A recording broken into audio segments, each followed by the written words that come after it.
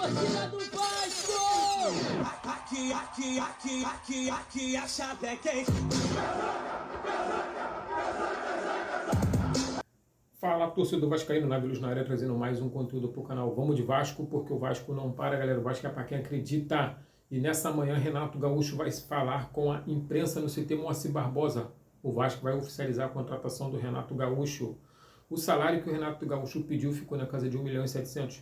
Porém, o Vasco tentou negociar, sem sucesso. E parece que o Vasco chegou na casa de 1,5 milhão a 1.700.000. Mas esse salário não é totalmente dirigido só ao Renato Gaúcho, ele irá pagar também a sua comissão técnica.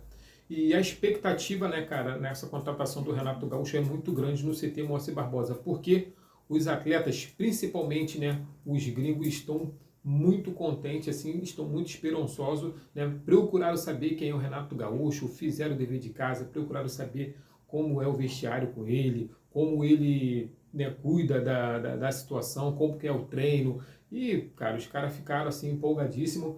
E também, a gestão do Pedrinho, Pedrinho particularmente também gosta do Renato Gaúcho. Já foi treinado pelo Renato Gaúcho em 2008. Então, particularmente, essa situação entre Renato Gaúcho e jogadores está muito tranquila. Ou seja, os jogadores estão animados, tá tudo certo, tudo alinhado, então não há muito o que se falar, galera. Isso é muito bom, isso é importante, porque já vai fazer um tempo que os jogadores, vêm andando desanimados, vêm tentando jogar ali forçadamente, Parece que o vestiário com o Diniz não estava funcionando, não estava correndo como esperado, apesar do Fernando Diniz ser um grande técnico, ter aí uma faculdade de psicologia, principalmente no futebol, Fernando Diniz não conseguiu extrair o melhor dos seus jogadores dentro do vestiário, E já o Renato Gaúcho, ele é conhecido por ter um bom relacionamento com os jogadores e consegue blindar o vestiário e extrair o melhor dos jogadores. Renato Gaúcho é aquele tipo do técnico, tranquilão, na boa. A única coisa que ele pede é que os caras joguem, que os caras cheguem dentro de campo e joguem.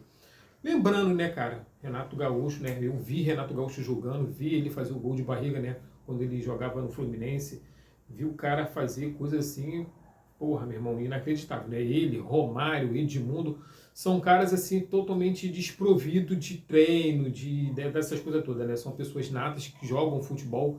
Renato Gaúcho é um cara conhecido por balada, principalmente na época como jogador, ele era muito baladeiro, junto com o Romário, junto com o Edmundo, esses caras todos, eles viviam muito em boate, bebida, futevôlei na praia, não era um cara muito de treino. Então, como técnico também, ele não puxa muito os jogadores como treino. Ele treina, galera, vamos entender, o cara treina. Mas ele também deixa os caras à vontade para os caras se divertir, puxar um futevôlei no final de semana, fazer umas brincadeiras aí, quiser ir sair, boate. Só que ele deixa bem claro, filho, no dia de jogo você tem que me entregar aquilo que é proposto. Você quer sair, você quer brincar, você quer zoar, fica à vontade. Mas no dia do jogo, parceiro, você tem que jogar. Se você não jogar, você é banco. Essa é a realidade do Renato Gaúcho.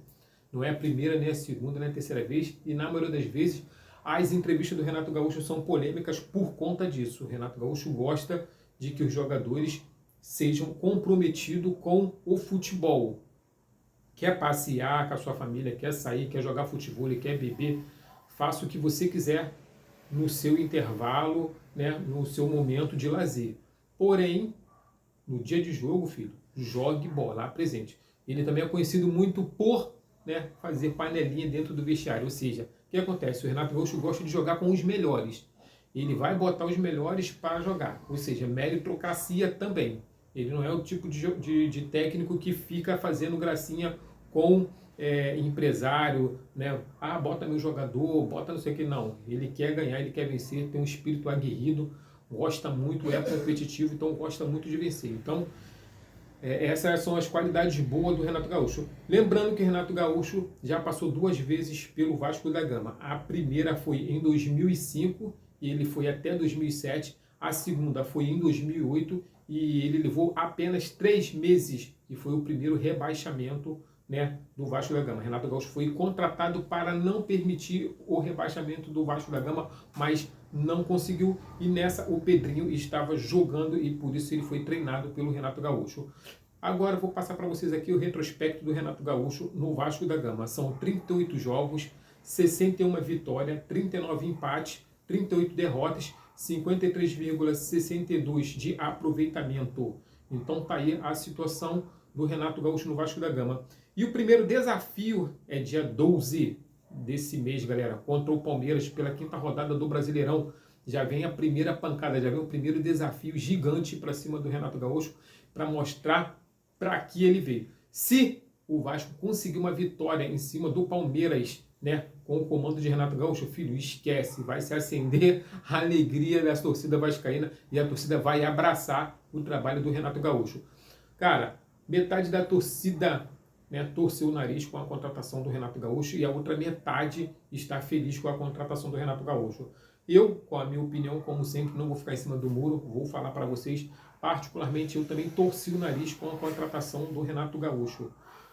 Cara, mas depois lendo, vendo as coisas corretamente, vendo alguns profissionais falando, buscando algumas informações, não é de todo ruim Renato Gaúcho.